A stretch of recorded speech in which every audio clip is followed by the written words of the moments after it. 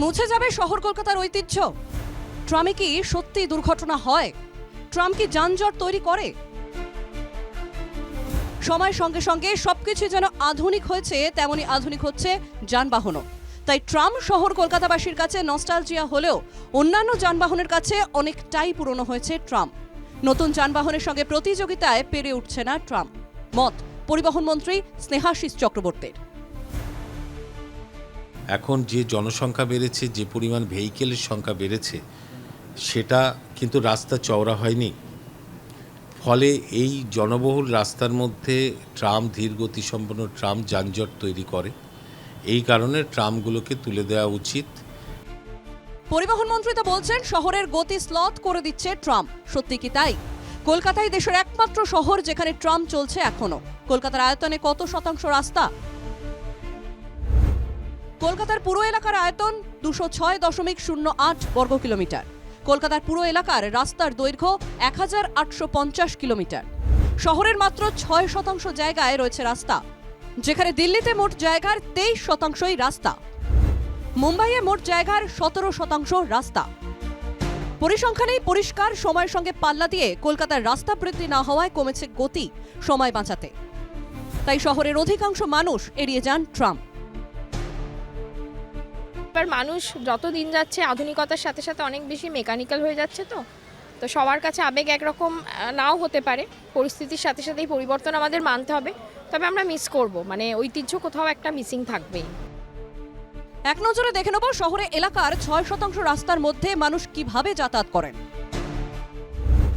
বাসে যাতায়াত করেন মাত্র 12% মানুষ।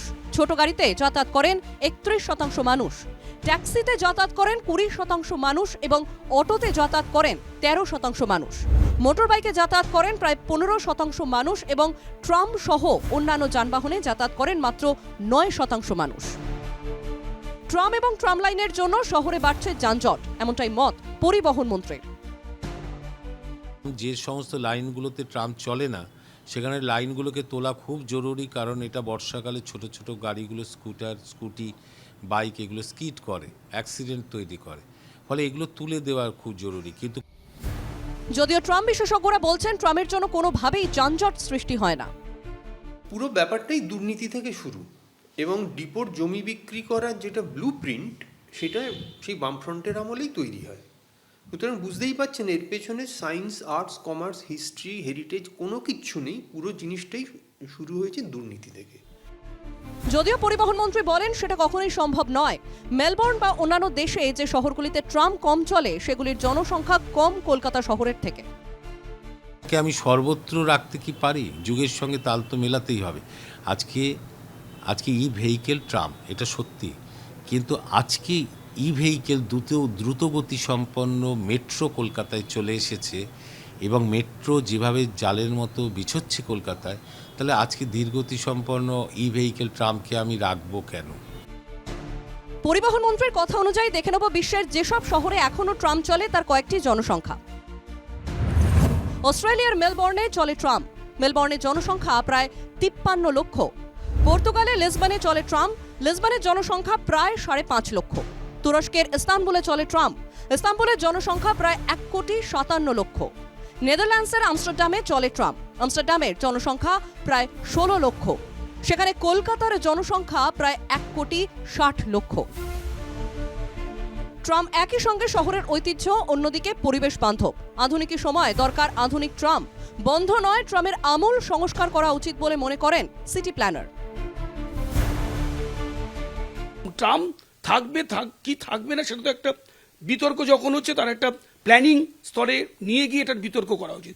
ততক্ষণ পর্যন্ত কোনো ওপেন ল্যান্ড সরকারের উচিত না বন্ধ করা। এটা একটা ভয়ঙ্কর অন্যায় কাজ করছে, 1 নম্বর এটা। কারণ প্ল্যানেট থেকে ময়দান পর্যন্ত যেহেতু নস্টালজিয়া একটা ঐতিহ্য ধরে রাখার জন্য শুধু ওই রুটে চলবে। কি কারণ?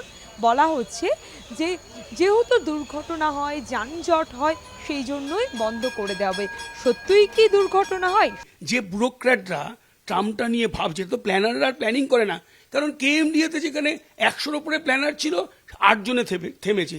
ক্যালকাটা কর্পোরেশনে কোনো টাউন প্ল্যানার নেই। কে প্ল্যান করছে? নির্দিষ্টভাবে কোনো কমিটি, টাউন প্ল্যানিং কমিটি বলে তারা পাবলিক ওপিনিয়ন নেবে। মন্ত্রী ট্রাম্প তুলে দেওয়ায় সওয়াল করলেও সাধারণ মানুষ চান না ট্রাম্প উঠে যাক। যেটা এমন কিছু ওর লাইন তো আলাদা, বাসের লাইন তো আলাদা। সরকার মনে করলে সব কিছু বিকল্প ব্যবস্থা করতে পারে, সেটা নয়। কিন্তু যানজটের কোনো ব্যাপার নেই, এমনিতে যে যানজটটা কোথায় হচ্ছে। একজন ট্রামের কন্ডাক্টরের আক্ষেপের সুরে বলেছেন ট্রামের জন্য যানজট একথা ভুল, ট্রামের সংখ্যা কমে গিয়েছে তাই লোক কম হয়। এখন তো ট্রাম কমে যাওয়াতে প্যাসেঞ্জার তো নির্ভর খুব একটা করে না, তবে ট্রামের প্যাসেঞ্জার সবসময় আছে, এটা আমি বলি সবসময়। যেহেতু আমরা কন্ডাক্টর, আমরা ডিউটি করি, আমরা জানি ট্রামের প্রচুর প্যাসেঞ্জার আছে। যদি নিয়মিত ট্রামটাকে চালানো যায়, ফ্রিকোয়েন্সিটাকে ঠিক রাখা যায়, তাহলে আগের মতোই আমরা প্যাসেঞ্জার পাবো। আর ট্রাম পরিবেশ বান্ধব এমনটাই বলছেন পরিবেশ বিজ্ঞানী স্বাতী নন্দী চক্রবর্তী। তার মতে ট্রাম নিয়ে ভাববার সময় এসেছে, সকলের উচিত ট্রামকে কিভাবে আধুনিক উপায়ে চালানো যায় সেটা ভাবা। অ্যাডভান্স কান্ট্রি এখনও ট্রাই করেছে ট্রামকে রাখবার এবং সেটাকে ইকো ফ্রেন্ডলি একটা ট্রান্সপোর্টেশন সিস্টেম হিসাবে রাখবার। সুতরাং আমরা একটু চেষ্টা করতেই পারি ট্রামকে বাঁচিয়ে রাখবার। আর সবথেকে যে সমস্ত ইউনিভার্সিটি ক্যাম্পাসগুলো যেগুলোকে আমরা ইকো ফ্রেন্ডলি করতে চাই, সেখানেও কিন্তু এই ট্রামের ব্যবহার করা যেতে পারে।